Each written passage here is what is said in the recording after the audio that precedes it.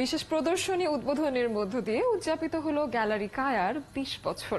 এই উপলক্ষে উপস্থিত ছিলেন শিল্পী, শিল্পবোদ্ধা, শিল্প সমালোচক সহ অনেক শিল্পপ্রেমীরা। বিশেষ এই প্রদর্শনী চলবে ১৯ জুলাই পর্যন্ত।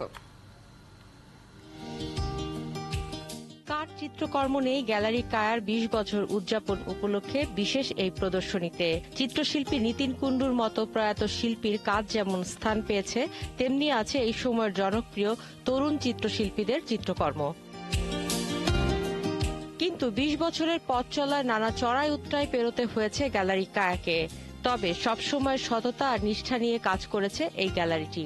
গ্যালারি কায়া তার শুরু থেকে যে কাজগুলো করে এসছে তার মধ্যে আমি বলবো যে একটা মেজর জিনিস হচ্ছে আমরা সিনিয়র আর্টিস্টদের সাথে, যারা একটু বয়স যাদের হয়েছে তাদের সাথে ইয়াঙ্গার জেনারেশনকে মেলানো, যাতে লিন টাইমগুলো যখন থাকে তখন যাতে তারা যে গল্পগুলো করবে তাতে তারা ওই সিনিয়রদের কাছ থেকে অনেক ঐতিহাসিক গল্প শুনতে পারবে, অনেক ঘটনা। দেশে গ্যালারির সংখ্যা বাড়লেও চিত্রকলার বাজার তৈরি হয়নি বলে আক্ষেপ আছে গ্যালারি কায়ার পরিচালক গৌতম চক্রবর্তীর। আর্ট মার্কেট যেটা, সেটাই আসলে খুব শক্তিশালী কিছু না। সেখানে সেকেন্ডারি মার্কেট তো তৈরি হয়নি।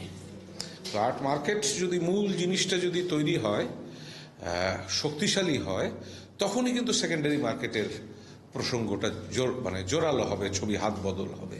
২০ বছরের পথ চলায় গ্যালারি কায়ার সঙ্গে যুক্ত ছিলেন বহু শিল্পী, শিল্পবোদ্ধা, শিল্প সমালোচক, সংগ্রাহক সহ শিল্পপ্রেমীরা। তারাও জানালেন গ্যালারি কায়া নিয়ে তাদের ভাবনার কথা।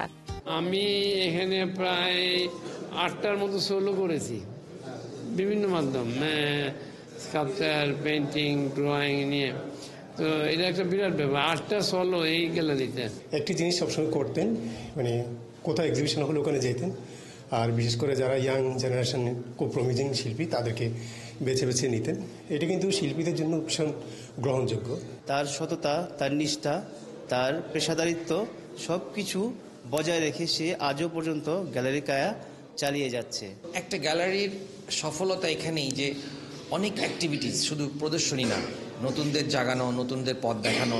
২০ বছরের গ্যালারি কায়া প্রদর্শনীর পাশাপাশি শিল্পীদের নিয়ে আর্ট ক্যাম্প, আর্ট ট্রিপ, কর্মশালা সহ নানা শৈল্পিক কাজের সাথে যুক্ত ছিল। ফাতেমা শাম্মী, একাত্তর, ঢাকা।